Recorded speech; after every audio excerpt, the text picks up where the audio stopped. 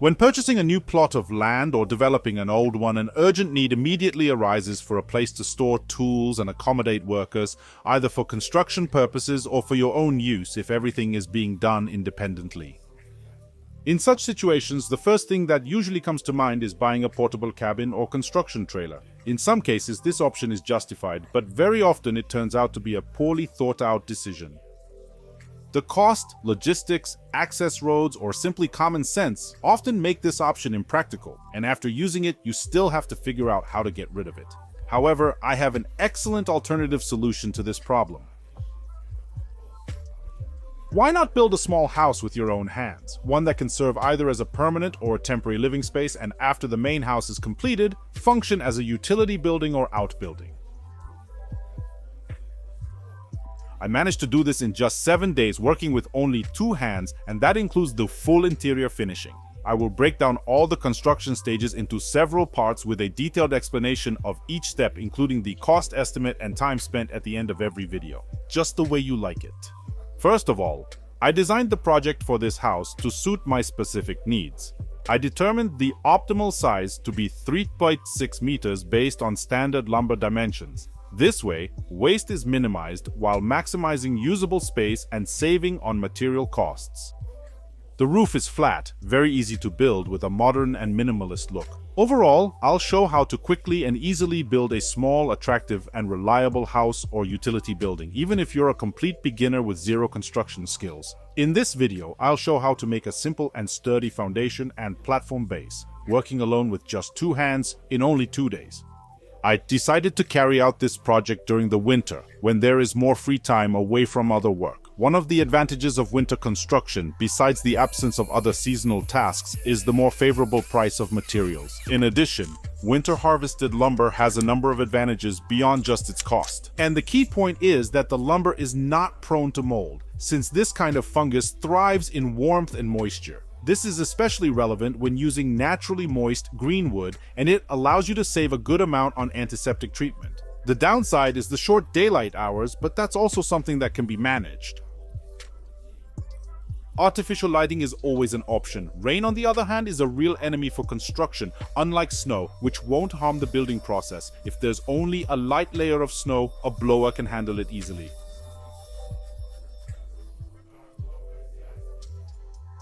Well, every building starts with the foundation. In my case, it will be a columnar pier foundation. I'll be making it using these expanded clay concrete blocks. The building will measure 3 by 6 meters. It's important to account for setbacks right from the start, specifically the distance from the neighbor's fence. If your building requires a 1 meter setback, it's better to leave a bit more, like I did, 1.1 meters, to avoid any potential disputes over things like drainage and other issues. I stretched the first string line. Accordingly, our width is 3 meters. Then I stretched the second string line and aligned it. I've shown many times how to correctly and quickly lay out a foundation. The next step is digging the pits for the piers. How deep and wide to dig depends entirely on the type of soil on your plot. But as a rule, in probably about 90% of cases, the top layer of soil is fertile and about 30-40 centimeters thick. In my case, I dug down roughly the length of a shovel blade. Next step, we take a piece of geotextile. What is it for? We'll be leveling the base for the blocks using sand. If we do this without geotextile, over time the sand will wash into the soil due to rain and other precipitation. That is, this happens gradually. Sand slowly disappears year after year, month after month. It seeps into the soil, which leads to settling. If the soil is sandy, then geotextile isn't necessary. Now we can use sand to level the base for each pier.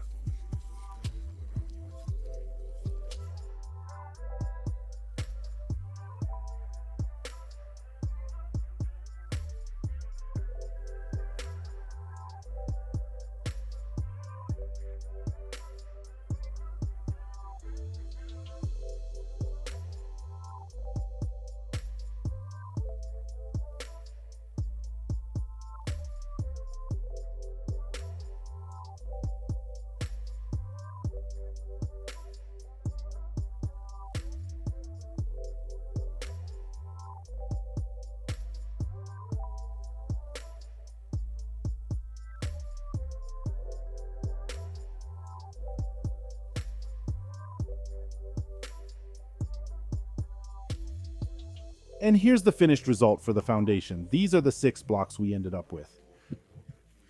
And now we can move on to the next stage, tying them together with boards.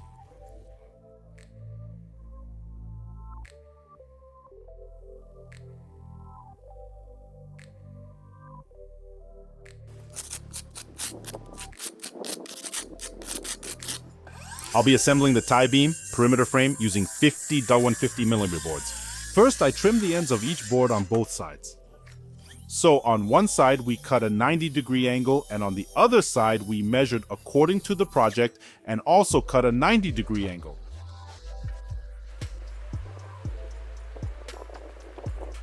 Then I lay out the first front boards in their places.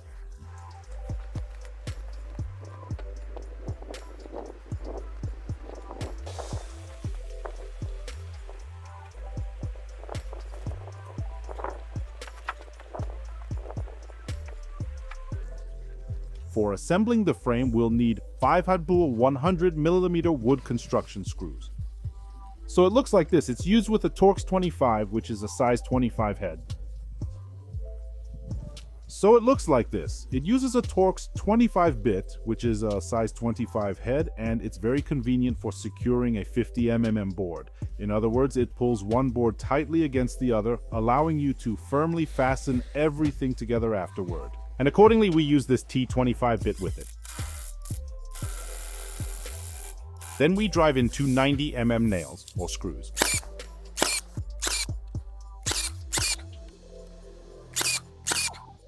Next, I install the remaining boards according to the project and fasten them together.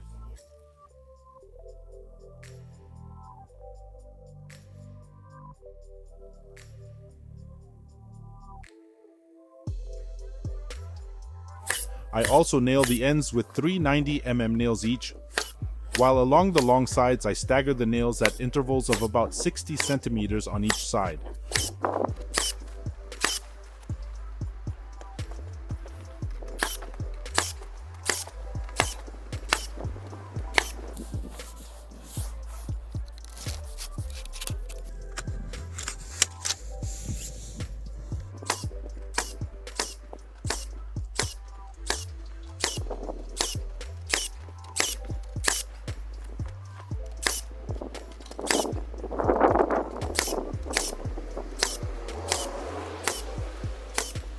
After assembling the entire frame, it's very important to check the diagonals. They must be exactly equal. If necessary, you can tap and adjust some corners. Our goal is to achieve 4 perfect 90-degree angles. The next step is to install waterproofing between the foundation and the frame. For this, I'll use regular roofing felt in 2 layers.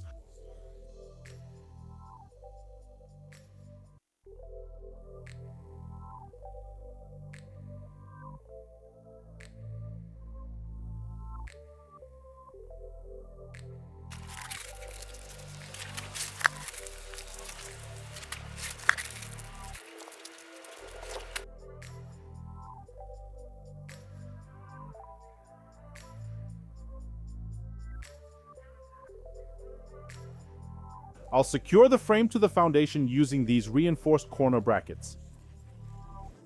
They're roughly 96 by 96 mm if I remember correctly. I'll be securing them to the frame with 4 screws each, using 5 by 40 mm screws. And to the foundation, I'll attach them using concrete dowels.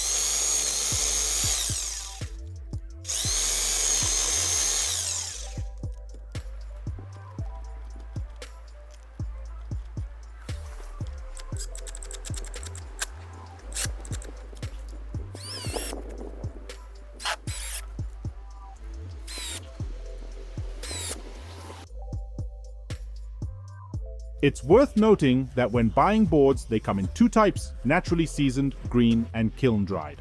What's the difference? After sawing, the wood still has a fairly high moisture content, say around 40% or even up to 60% in some cases. According to SP 3105-2002, wooden structures can be built using wood with a moisture content of no more than 23%. Accordingly, to dry the wood quickly, it is placed in a kiln at a high temperature. It loses moisture fairly rapidly. Such boards are then either planed further or sold as kiln-dried lumber. If, as in my case we buy boards with natural moisture, you can't build with them right away. After they're delivered to the site, they are stacked into a pile. The stack is built on 3 pallets with 6-meter boards. Each row is separated by spacers. After that, depending on the outdoor temperature and the season, the boards need to dry to 23% moisture or lower. To determine the moisture content of the wood and know when it has dried to the proper level, you use this simple device. This is a moisture meter. It's sold on Wildberries and costs next to nothing. You should have one on hand to monitor the moisture content of your wood. If it's summer, it usually takes 2-3 weeks after sawing for the boards to dry below 23% moisture. In autumn or spring, it will naturally take longer, around a month depending on the region and the weather. Now let's check the moisture content of the wood to make sure it meets the requirements for building frame structures. 16. 15. 17. Accordingly, all the boards have dried and they are now ready for construction. If there's bark or live wood on the end of a board, it must be removed with an axe or another tool. If you don't, insects or pests can settle there and later damage the structure. The installation of the floor joists starts with the 2 front boards along the long side. They are trimmed on both ends and laid side by side to mark where the joists will go. Following the project, I made the markings, and now I'll use a Swanson square to ensure everything is aligned properly and there's no skew.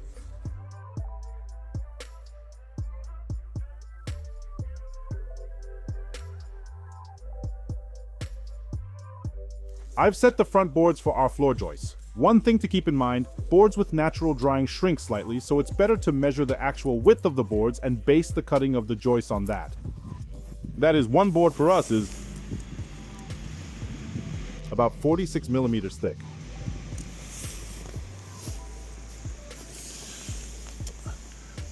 This board is 49 mm thick. Accordingly, the length of our joists will not be 2900 mm, since 50 mm on each side is taken up by the front boards, but 2905 mm.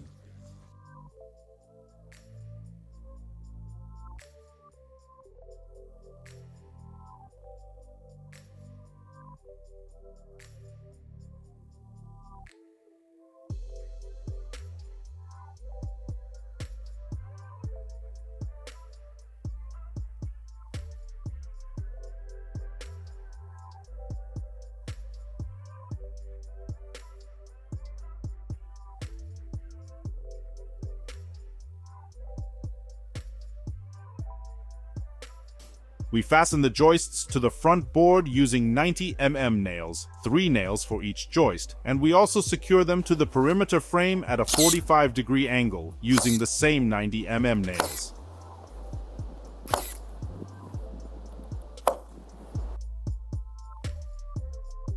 For fastening the sheathing, I'll use 50 mm nails. They work perfectly for this application as well.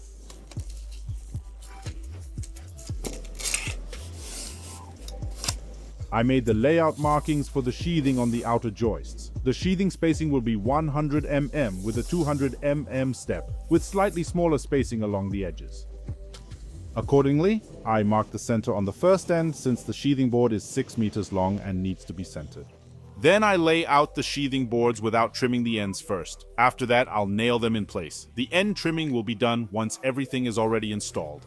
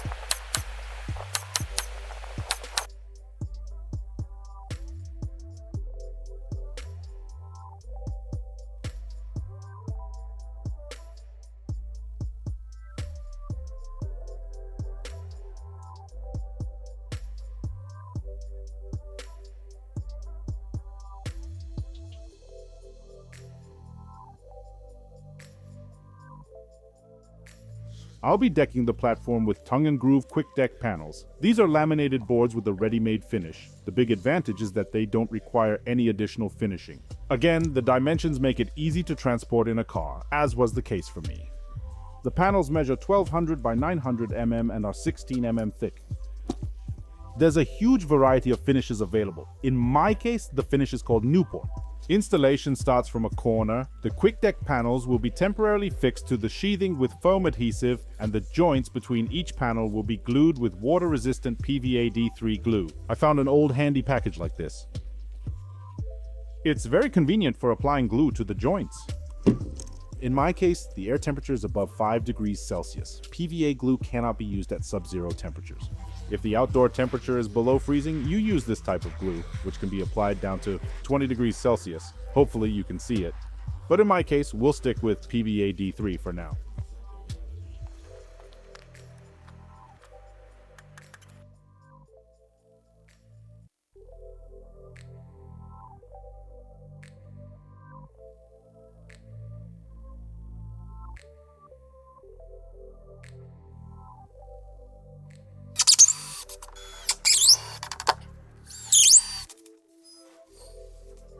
Before joining two panels, I apply PVA D3 glue to the joint.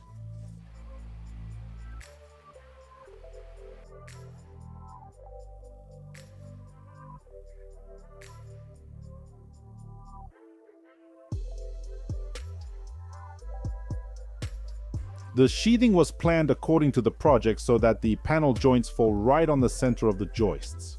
Here's another big advantage of building according to a project. Our quick deck panels are 1,200 mm wide, and the length of the platform is exactly 3 meters. This means we use two full panels, 2x 1,200 mm equal sign 2,400 mm, and a half panel, 600 mm, to complete the row.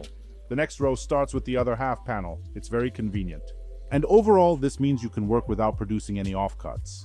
But to cut a quick deck panel, you can do it right in the stack. I placed 2 spacers. I set the saw to cut slightly deeper than the thickness of the panel. And now you can start cutting.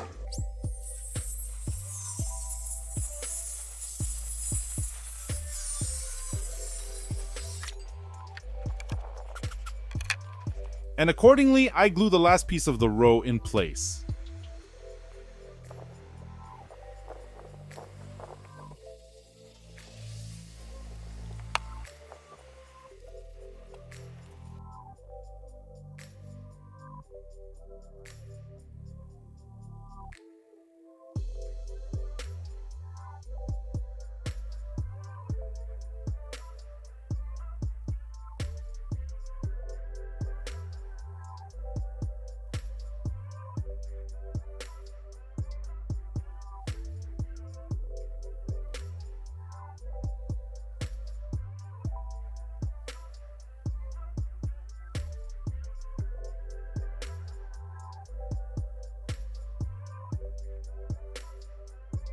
In the end, we've got this beautiful result.